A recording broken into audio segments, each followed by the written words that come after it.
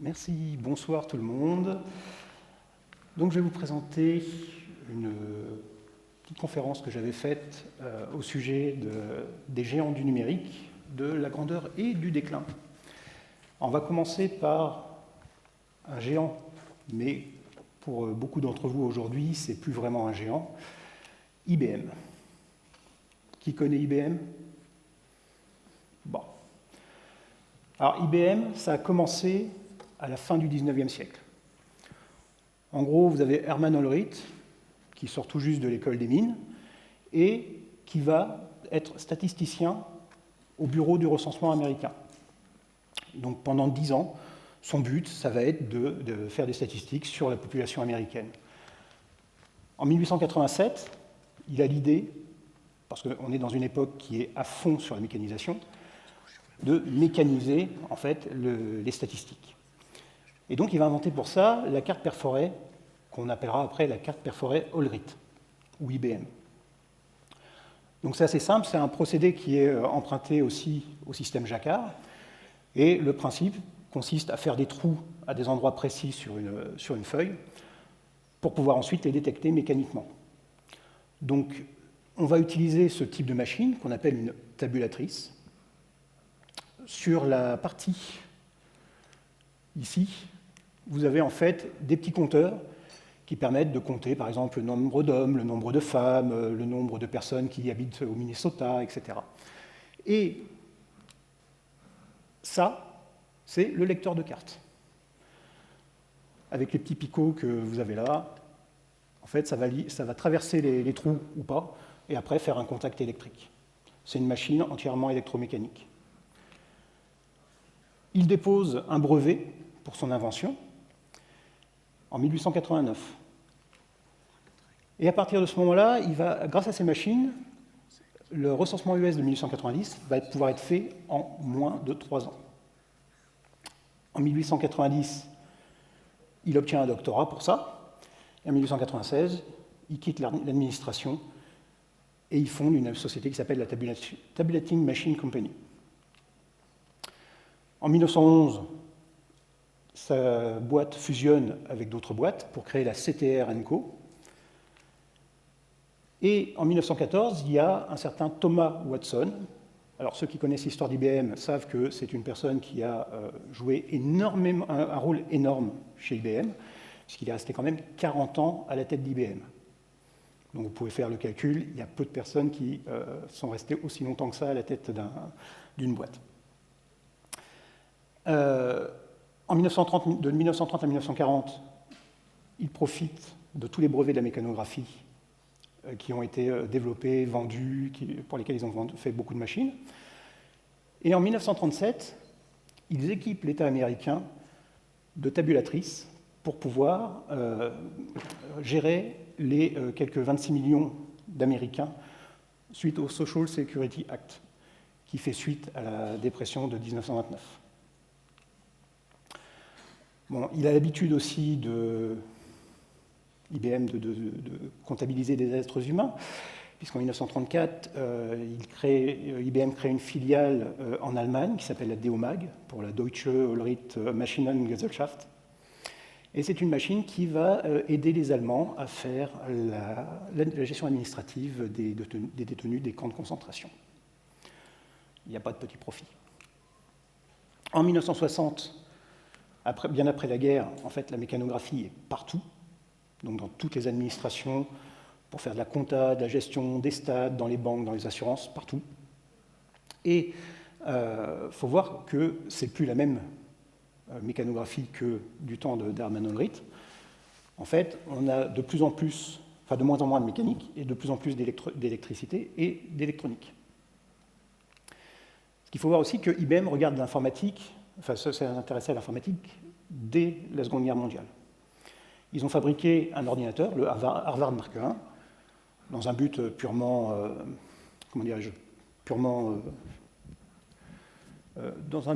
humain. Donc c'est histoire de calculer des trajets balistiques, histoire d'envoyer un missile sur la tronche de l'autre, plus efficacement. C'est un ordinateur qui est programmé par bande perforée. Donc les bandes perforées sont là. Et ici, vous avez la mémoire Et là, vous avez les constantes, et ici, vous avez les imprimantes. 3 additions secondes, mais beaucoup plus précis que l'être humain. Alors, il faut dire aussi qu'on ne peut pas leur retirer, IBM a vraiment l'invention dans la peau. En 1952, ils inventent la colonne à dépression pour les lecteurs de bandes, ce qui permet de faire aller les bandes beaucoup plus vite. Le Fortran, c'est eux. Le mot ordinateur que vous utilisez aujourd'hui en français, le mot ordinateur français, c'est eux aussi. Le disque dur, c'est eux. Le byte, eux. Le COBOL, c'est une co-invention. La bande magnétique des cartes de crédit que vous avez encore sur vos cartes de crédit, c'est IBM. La machine à écrire à boule, bon, ça, évidemment, on n'en entend plus beaucoup parler. Les algorithmes de Breznam, tout le monde voit ce que c'est que les algorithmes de Breznam? C'est ce qui permet de tracer une ligne sur votre écran. Tous les ordinateurs l'utilisent. C'est aussi ce qui permet de faire de l'interpolation. La DRAM, donc avec la SDRAM, la DDR, SDRAM, tout ce que vous voulez, c'est IBM. Les fractales de Mandelbrot travaillait chez IBM. La mémoire cache, pareil. Le point de vente doté du scanner code à barre, c'est eux. La disquette, eux aussi. Le microscope à effet tunnel, le laser XMR, les supraconducteurs à haute température, 35 Kelvin à peu près. C'est 5 prix Nobel, notamment pour les travaux sur les semi-conducteurs, le microscope à effet tunnel, la recherche sur la supraconductivité.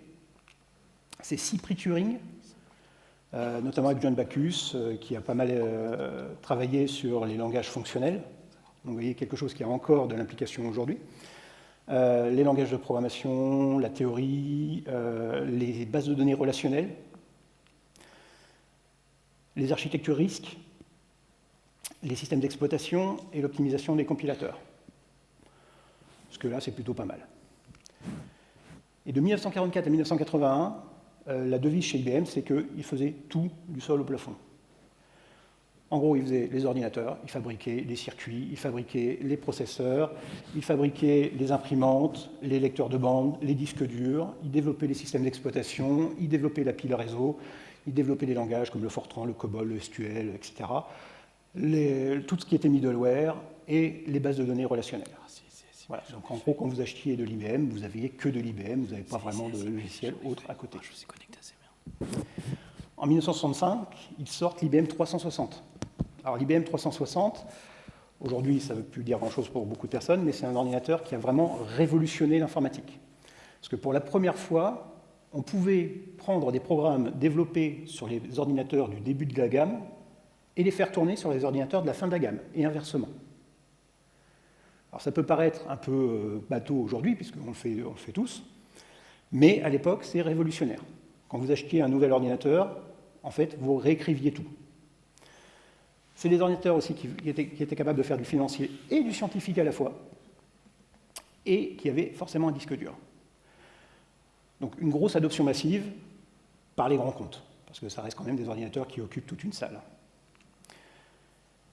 Et à partir de 70, donc des années 70, vous avez l'arrivée du microprocesseur, vous avez des intégrations qui sont encore plus poussées, une miniaturisation encore plus poussée, et on a un paysage qui est divisé en 3.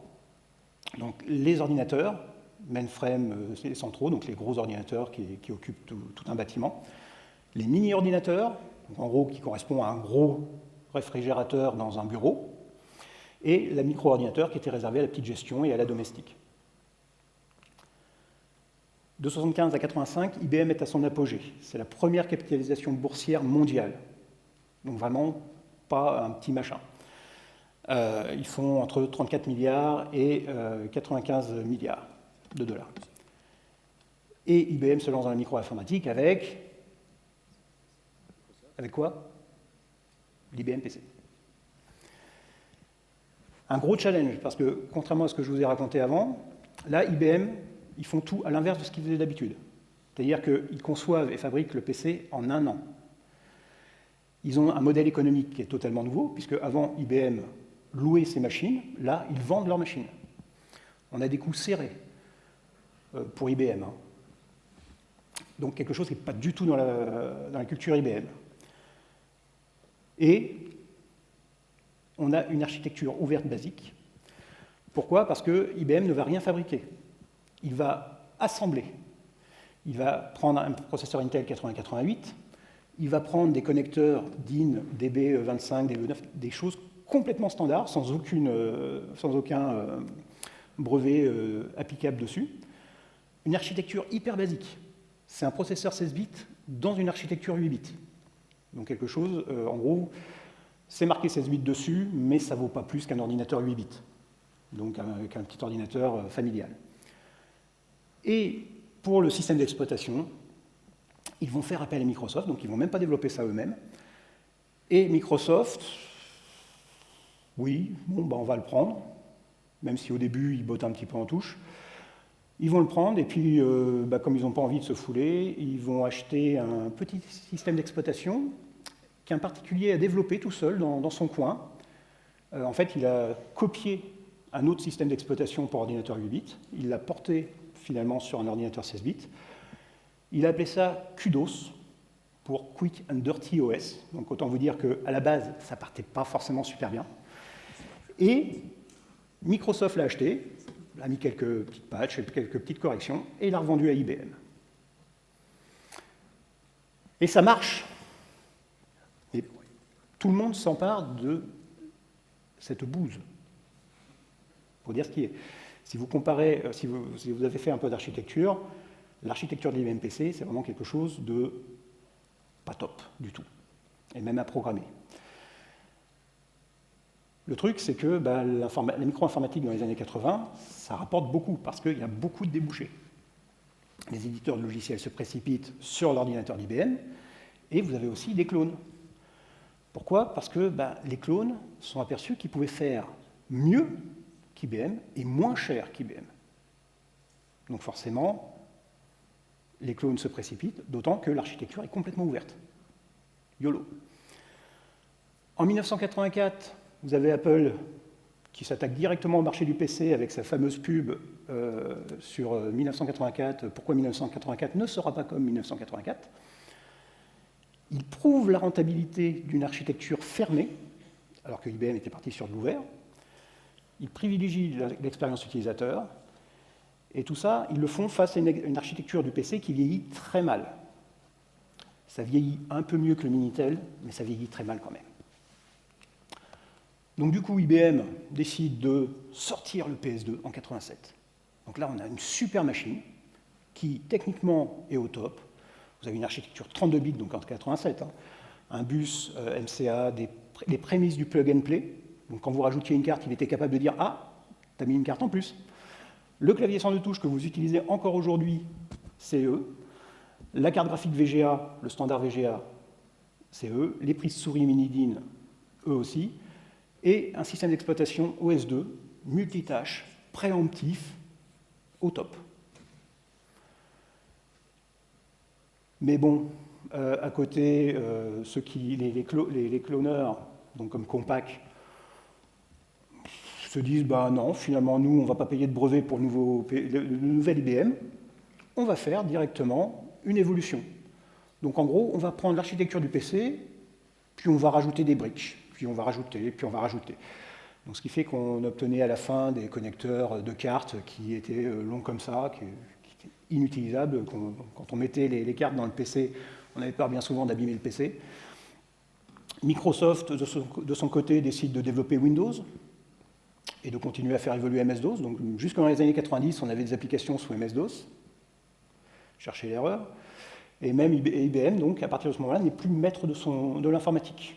Même leur réseau Token Ring n'est même pas adopté. Et à partir de là, ça s'écroule. En 91, ils vendent leurs imprimantes. Ils font 8 milliards de pertes en 93, record.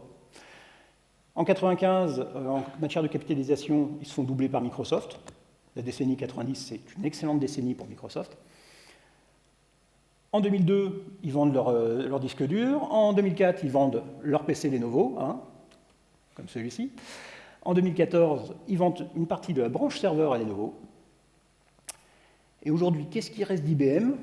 Alors, il reste quand même 288 000 employés en 2022. Bon, ça reste pas rien quand même. 125 milliards de capitalisation boursière. quand Apple culmine à 3000 milliards. Par contre, ils ont été pendant longtemps des champions des brevets, parce qu'ils ont toujours conservé cette appétence pour les inventions.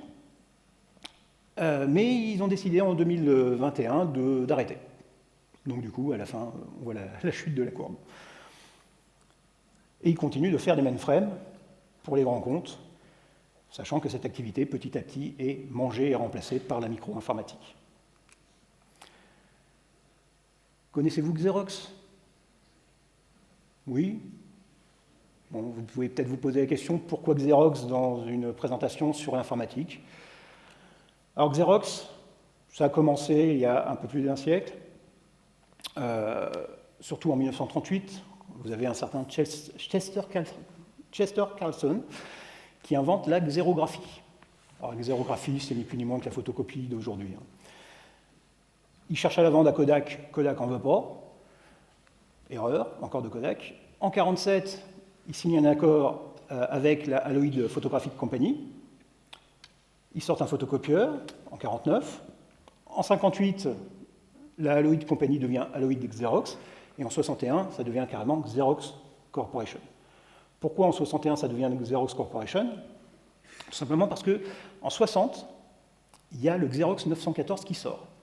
Et le Xerox 914 qui sort, c'est le premier photocopieur sur papier standard. Avant, il fallait avoir un papier particulier, c'était très très sale de faire de la photocopie. Là, vous avez juste à mettre le papier et ça fonctionne. Énorme succès. Ils en font même une pub où vous avez un singe, où ils montrent que même un singe peut faire des photocopies. Donc ça a le petit effet perverse que vous avez des secrétaires qui se sont retrouvés avec des bananes sur leur bureau, avec des collègues pas très malins. Et de 61 à 68, ils passent de 60 millions de dollars de chiffre d'affaires à 1 milliard de dollars de chiffre d'affaires. Alors, que faire de tout cet argent? En 69, ils créent Xerox Data System. En 70, ils créent Xerox Computer Services.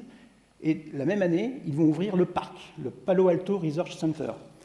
Ça, tous les grands de la Silicon Valley qui ont grandi à cette époque-là, comme les Bill Gates, les Steve Jobs, ont tous fait un tour au parc.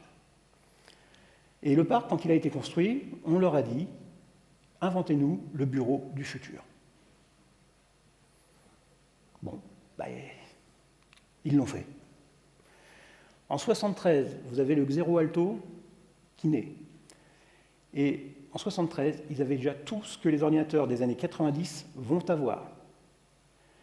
Le disque dur, l'interface graphique, la souris, le VisiVig, le réseau Ethernet, l'email, le logiciel de dessin vectoriel, le logiciel de dessin bitmap, la programmation objet, les caractères à chasse variable, l'accélération graphique, l'imprimante laser en réseau, le multitâche, les noms de fichiers longs, l'ordinateur personnel et la barre d'outils. Et j'en passe. Et là, on se dit, pourquoi ça ne se vend pas? Alors déjà, c'est un petit peu trop en avance pour l'époque. Bon, ça coûtait quand même 40 000 $.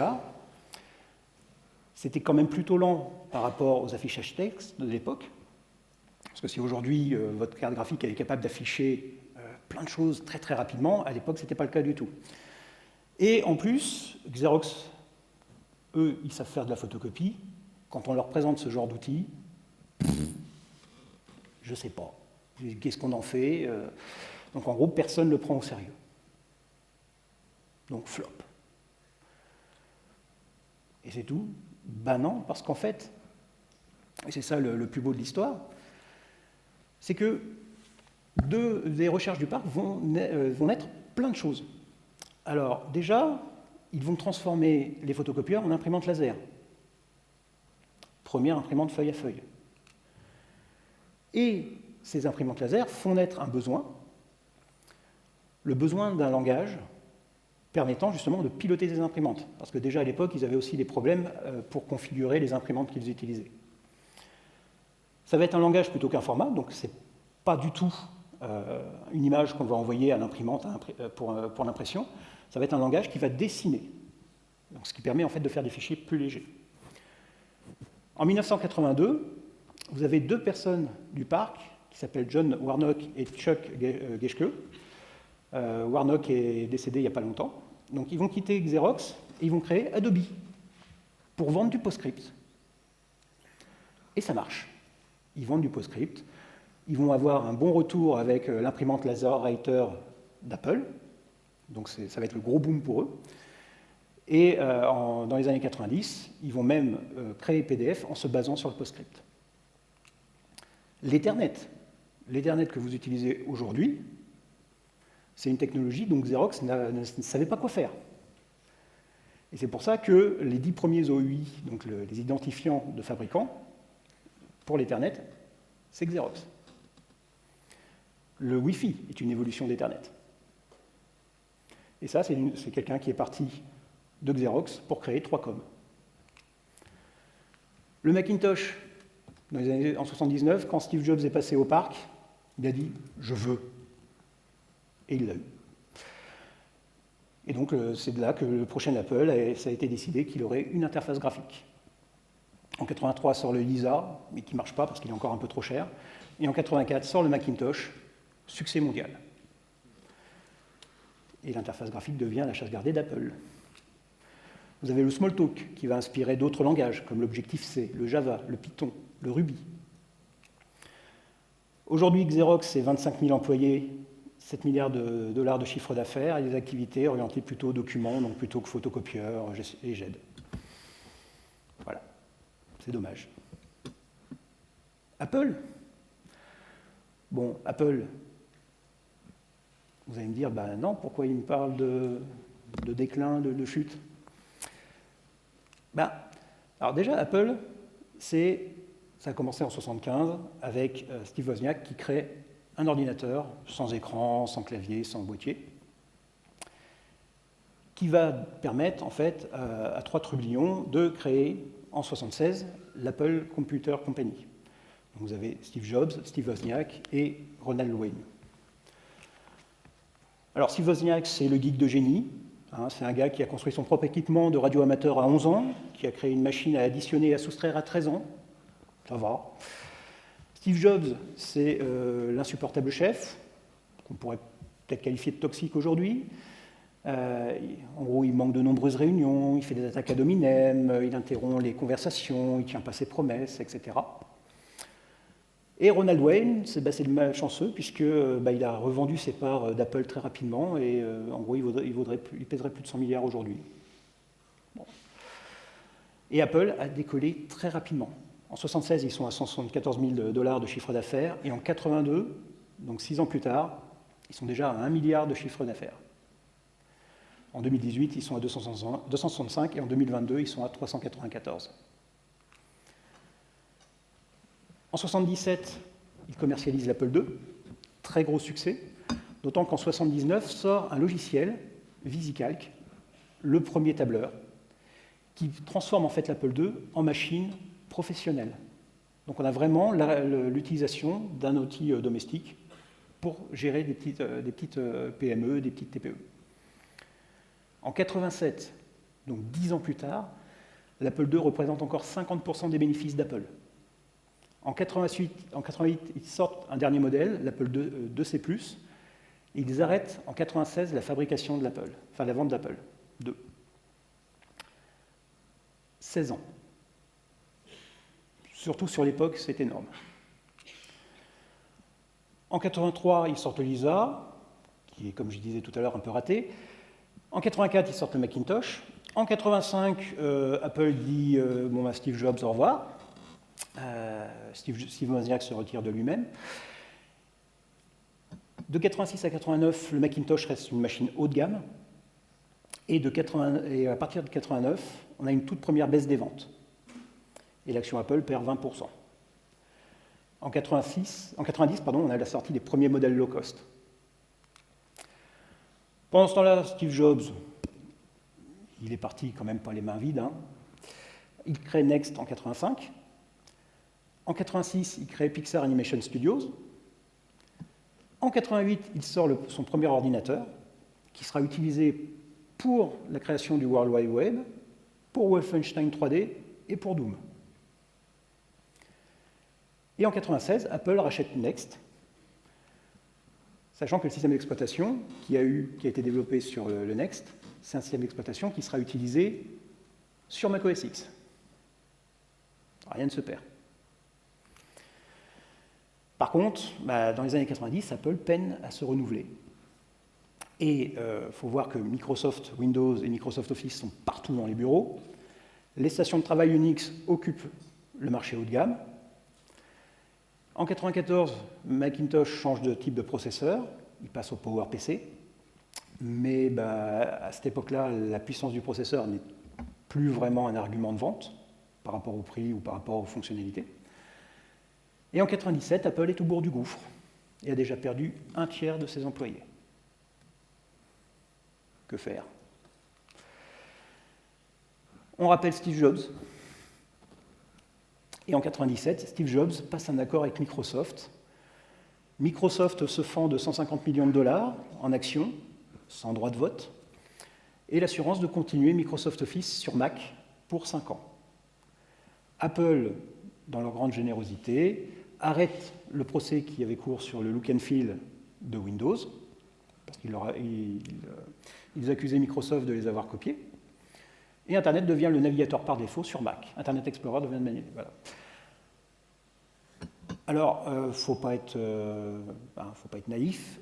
Si Microsoft a fait ça, c'est tout simplement parce que Microsoft commençait vraiment à avoir une position monopolistique sur le marché de l'ordinateur personnel, et donc il voulait à tout prix éviter les lois antitrust américaines. Donc le but, c'était surtout pas que Apple meure. Donc, s'il vous plaît, je vais vous demander à tous les possesseurs de Macintosh, d'iPhone, de nous faire un merci Microsoft, s'il vous plaît. Allez, à 3, 1, 2, 3. Merci. Bon, la suite, vous la connaissez. En 1998, l'iMac sort, très grand succès. En 2001, l'iPod, très grand succès. En 2007, l'iPhone, encore plus grand succès. En 2018, pour la première fois des capitalisations boursières, Apple dépasse les 1000 milliards de dollars. Et en 2022, ils sont à 3000 milliards de dollars. C'est tout pour moi.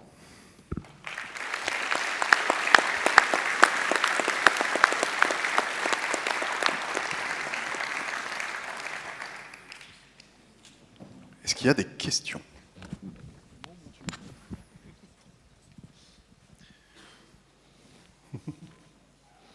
Moi, j'en ai une, sinon. Pardon, j'avais pas vu. J'en ai une.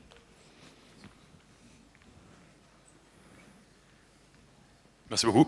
C'était super intéressant. C'est une prise de position un peu idéologique, mais j'ai remarqué que IBM avait été impliqué dans le développement de Fortran et COBOL, que Xerox avait été impliqué dans le développement de la programmation orientée objet, Oui. ce qui a fait que Apple a été impliqué dans le développement d'Objective-C. Et est-ce qu'on ne peut pas considérer qu'en fait, quand une très très grande boîte crée un très mauvais langage de programmation, ça précipite sa chute? Merci. Alors, je ne crois pas, puisque faut savoir que Microsoft a vendu MS-DOS et le langage Batch pour automatiser des commandes. Ça a marché. Microsoft est toujours là. Microsoft a vendu Visual Basic. Ouais, ça, je vais rentrer vraiment dans le pure opinion.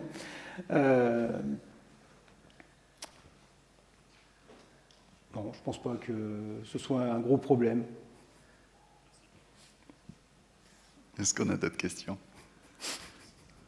Il y a le droit de troller, là, c'est la soirée, c'est la fin. Bonjour. Bonjour.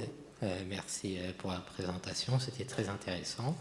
Mais pour IBM, je trouve qu'ils ont quand même toujours Red Hat, qui quand même est déjà assez important dans le monde de la programmation.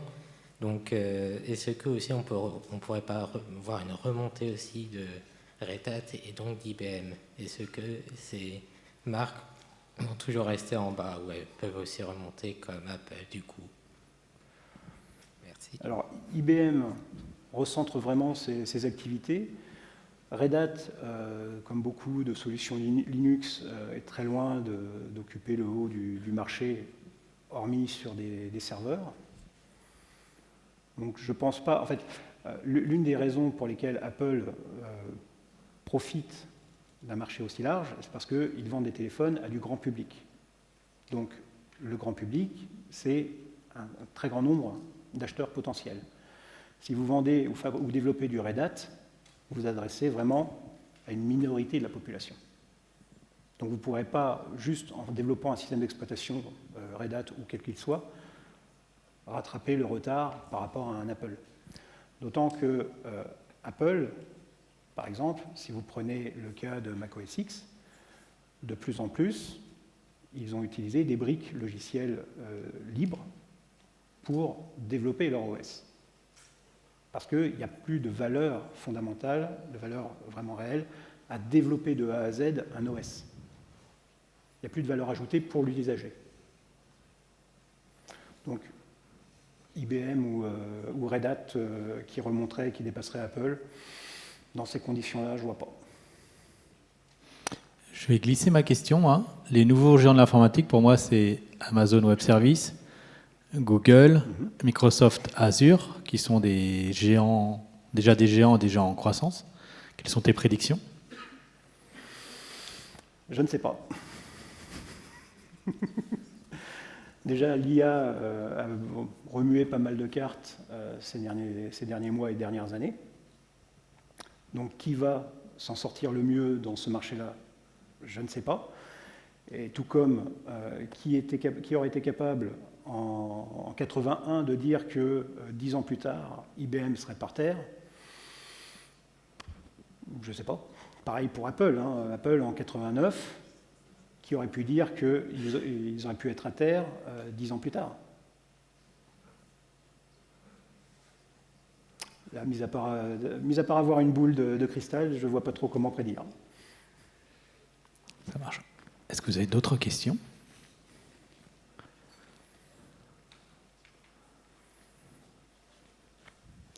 Ah oui, j'en ai une de mon côté.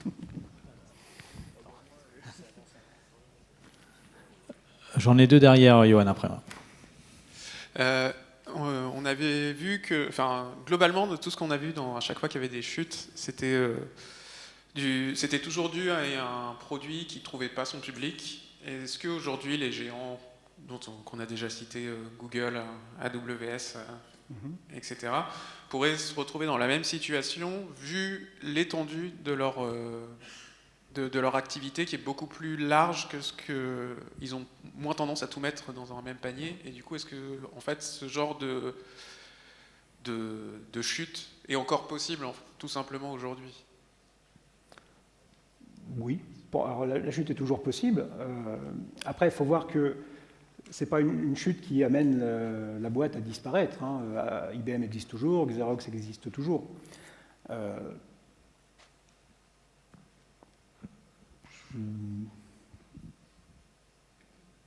ne saurais pas trop répondre, en fait.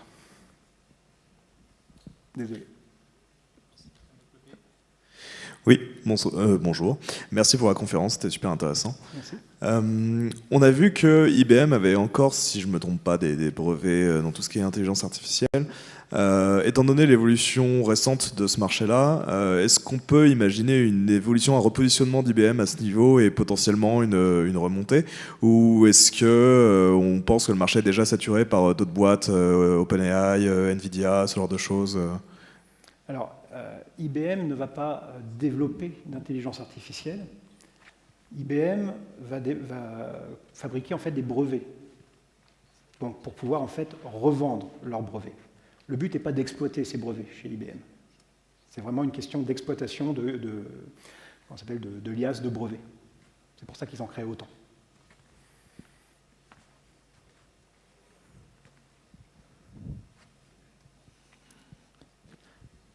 J'ai un désistement de mon côté, moi. Désolé. Pas d'autres questions? Je crois qu'on est bon. Ouais, ce codeur en scène est terminé. Félicitations. Désolé Youn, j'ai pas parlé d'Amiga, d'Atari. Merci. Merci.